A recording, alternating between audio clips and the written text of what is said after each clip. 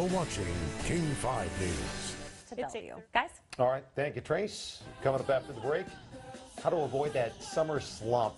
We have an expert mompreneur here with some tips on how to keep your kids engaged over the summer in a way that's fun for you too. Plus, Good morning.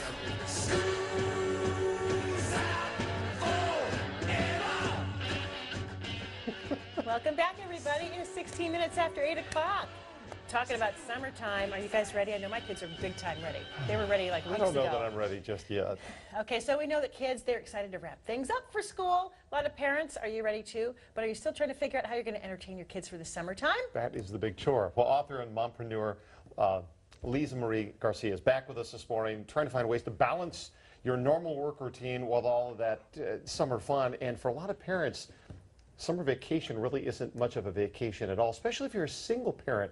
What are you supposed to do? It definitely can be stressful. In fact, my daughters were out on May 27th. So that last week of school, I was in the school office and all the teachers, you can tell inside they're secretly like, yes, we're almost done, right?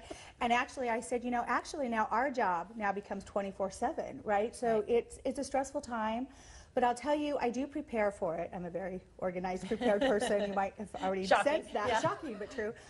And so, for instance, what we do is I do try to select camps for my children, not a ton of them. I mean, as they get older, it's less and less time in camp. So what I do is I try to select a camp that really stretches them, that is putting a skill or doing something they've never done before. And I think it's kind of a nice life lesson as well for yourself, just to, you know, have them go somewhere. And it's only for a week and step outside what they're used to. So that's maybe an art camp or a science camp, something like that. Whatever's not in your normal routine.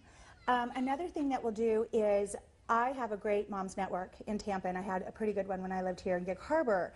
And we'll have play dates, but we'll have structured or themed play dates. It sounds a little bit more lower school or preschool, but actually it applies to everything, so to every age. So for instance, if your children are into Minecraft, if you tell your children, we're going to go over on a play date and it's a Minecraft theme, they'll just freak out. They'll think you're the coolest mom ever.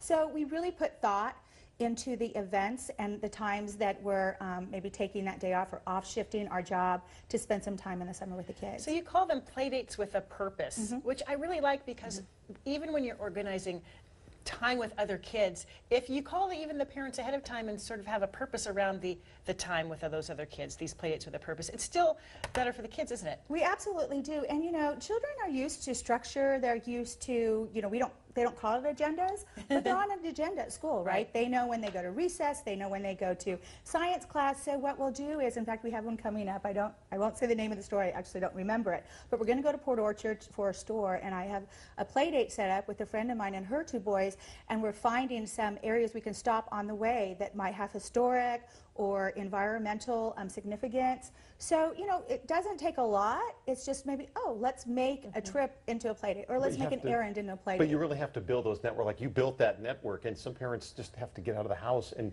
make sure they take those steps so you can build that network so you can have friends to have those play dates. I did, and actually in Tampa Bay, I'm going to be speaking about how I took having a women's business network and said, hey, I'm a woman in business, why do I not have a women moms network?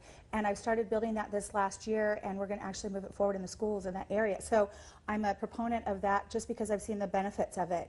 And it's really helped me and really helped my children, and it's what we should do.